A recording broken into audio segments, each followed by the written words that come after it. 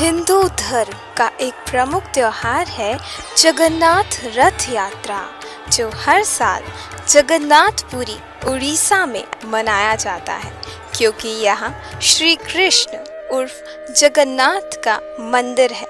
जगन्नाथ रथ यात्रा हिंदू कैलेंडर के अनुसार आषाढ़ माह की शुक्ल पक्ष की द्वितीया को प्रारंभ होती है और देवशयनी एकादशी को समाप्त हो जाती है।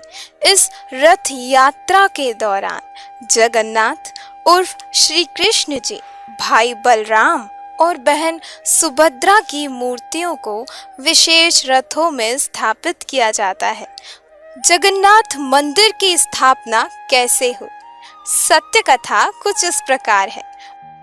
एक दिन उड़ीसा में एक इंद्र दमन नाम का राजा था।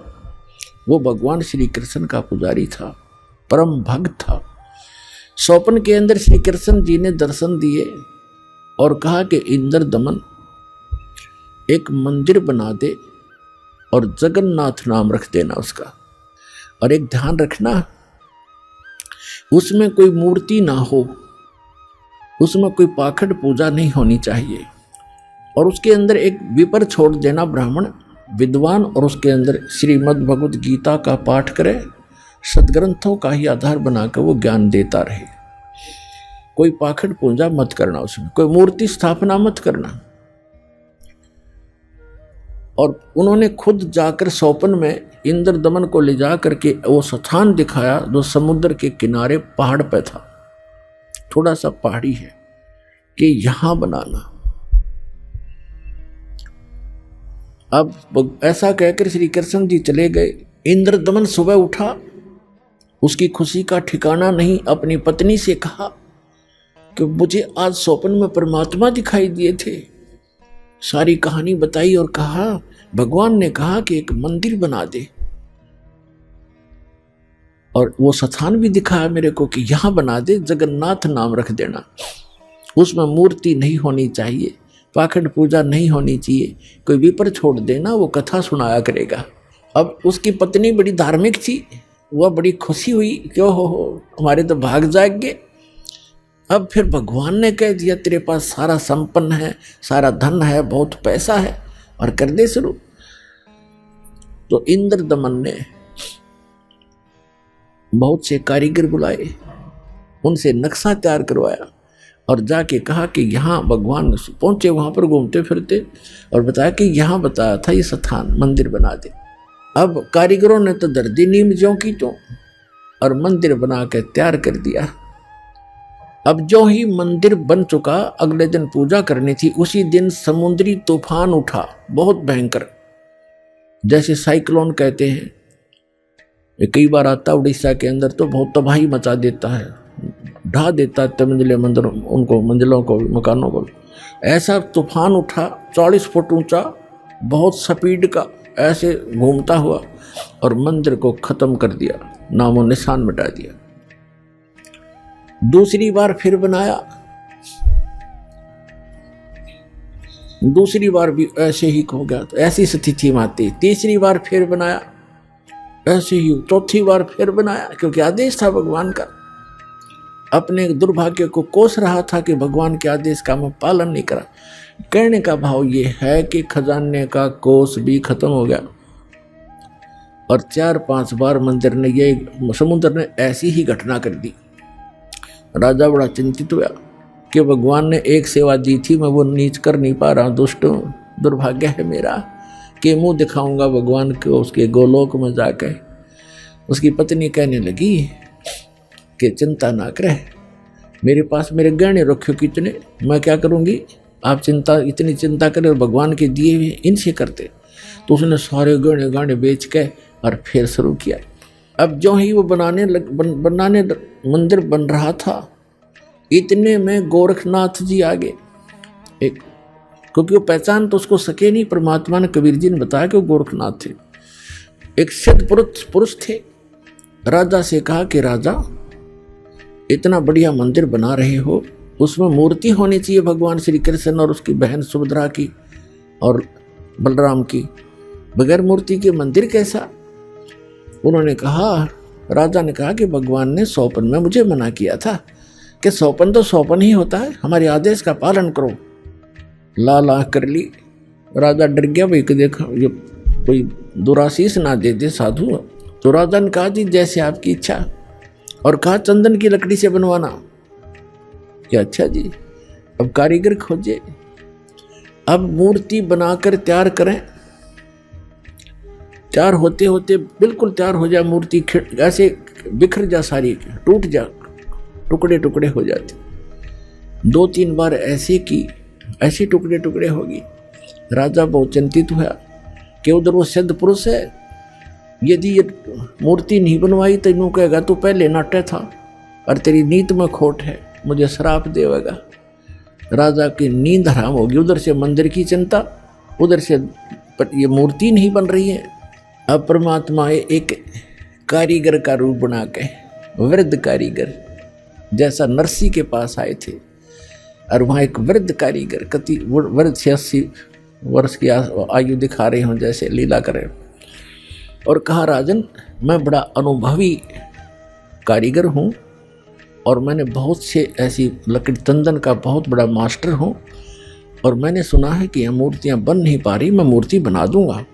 राजा ने बड़ी खुशी हुई कि अनुभवी व्यक्ति दिखे है और मेरी शायद बात बनेगी। कहा, जी ठीक है, बनाओ, अभी मंगा देता हूँ चंदन की लकड़ियाँ। कहने लगा, मुझे एक कमरे में बंद कर दो, इन जब तक मैं ये मूर्ति ना बन जावे मैं बाहर नहीं निकलूँगा। वैसे नहीं बनेंगी ये मूर्तियाँ, और अब बनने के बाद मैं अपने आप आ जाऊँगा, चिंता मत करना, और तुम बीच में मुझे डिस्टर्ब ना करना। डिस्टर्ब करोगे तो मूर्ति जो कि तो जितनी बन चुकी होंगी उतनी रह जाएंगी। राजा बोला, जी ठीक है, जैसे आपका। उसका भोजन पानी अंदर रखवा दिया सारा। अब वो नाथ जी आ गया कमरे में, भगवान ने बैठे 4-5 दिन हो गए, 3-4 दिन हो गए थे। उसने राजा से पूछा कि क्या मूर्ति बनाई? राजा ने कहा, जी हम बहुत ट्राई कर रहे हैं, देखो बहुत सी मूर्ति बनाई है, कारीगर बैठे थे वो भी बुला रखे थे, बुला लिए, ये बना रहे थे, ये टूट जाती, देखो भगवान कितनी, एक नाथ जी कितनी लकड़ी खराब होगी है, तो अब क्या, अब कैसे चलेगी? बनवानी हो, अवश्य बनवानी है, जी बनवा रहा हूँ। एक कारीगर है बहुत अनुभवी और वो बना रहा है मूर्ति। तो नाथ जी ने कहा, मुझे दिखाओ पहले, बनने के बाद उसमें कोई डिफेक्ट होगा, अभी तो जल्दी मंदिर तैयार होने वाला है, फिर रखनी पड़ेगी, कोई डिफेक्ट होगा तो मैं ठीक करवाऊंगा, ऐसी ऐसी वैसी मूर्ति थोड़े रखने दूंगा। तो उन्होंने बताया, जी कारीगर ने कहा कि जब तक मैं मूर्ति नहीं बनेगी मैं बाहर नहीं आऊँगा, और बीच में तुमने मुझे छेड़ दिया तो मूर्ति वहीं की वहीं रह जाएंगी। नाथ जी कहने लगे, ऐसी कोई बात है, खुलवाओ इस दरवाजे को। अब खटाखट खटखट करें, कारीगर दरवाज़ा खोलो, कारीगर दरवाज़ा खोलो, नहीं खोला। तो उन्होंने सोचा, नाथ जी ने कहा कि हो सकता है बूढ़ा आदमी मर गया हो, तुम अच्छे व्यक्ति हो, दरवाज़ा तोड़ दो। दरवाज़ा तोड़ दिया, वहाँ कारीगर था ही नहीं। वह मूर्ति जितनी बन गई थी उनके हाथ हाथ बनाने रह रहे थे, वह न्यों के न्यों रह गए, तीनवा के वह टूंड और पैर के पंजे, वह तीनवा न्यों हाथ टूंड न्यों के न्यों, कारीगर था नहीं। अब राजा कहने लगा, जी और बताओ अब क्या करूं? तो अन्य कारीगरों ने बताया, जब इसके ऐसे भी लगा दी ना सारी टूट जाएंगे।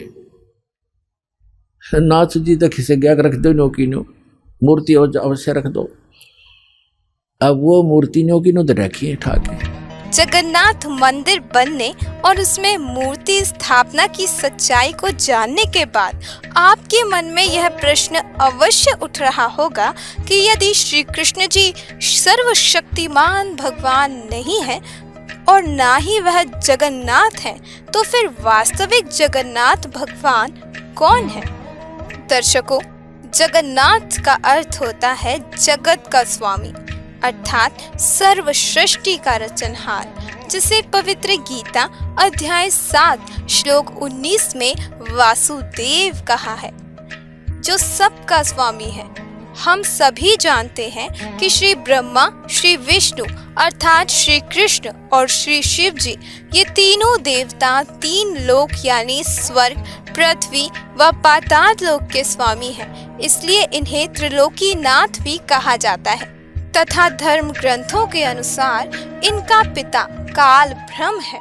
सरपुरुष केवल 21 ब्रह्मांडों का स्वामी है और अक्षर पुरुष यानी पर ब्रह्म 7 संख ब्रह्मांडों का स्वामी है, अर्थात इनका सर्व ब्रह्मांडों में अधिपत्य नहीं है, जिसका मतलब है कि ये भगवान जगन्नाथ नहीं है।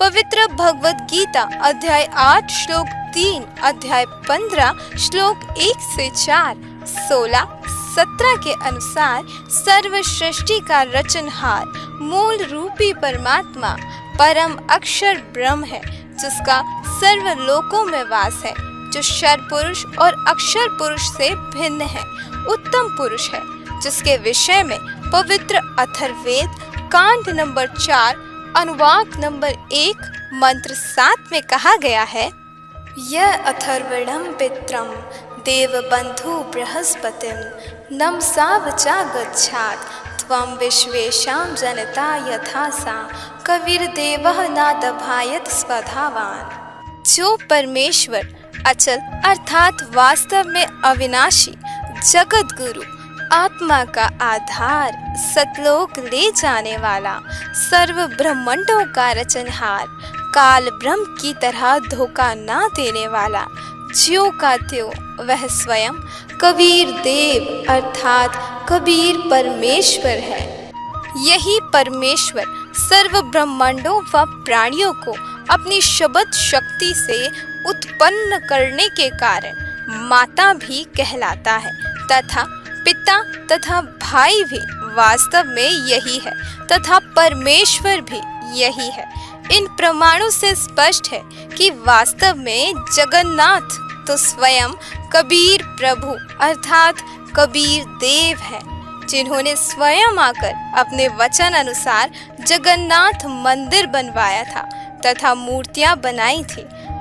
आपको बता दें, वर्तमान समय में पृथ्वी पर एकमात्र तत्वदर्शी संत रामपाल जी महाराज जी विद्यमान हैं, जिन्होंने सर्व धर्म ग्रंथों से प्रमाण सहित मानव समाज को बताया है कि सर्व सृष्टि का सृजनहार कबीर देव अर्थात जगन्नाथ कबीर साहिब जी है तथा संत रामपाल जी महाराज जी कबीर साहिब जी की भक्ति के सच्चे मंत्र भी मानव समाज को प्रदान कर रहे हैं, जिनसे उन्हें परमात्मा से मिलने वाले सभी लाभ हो रहे हैं।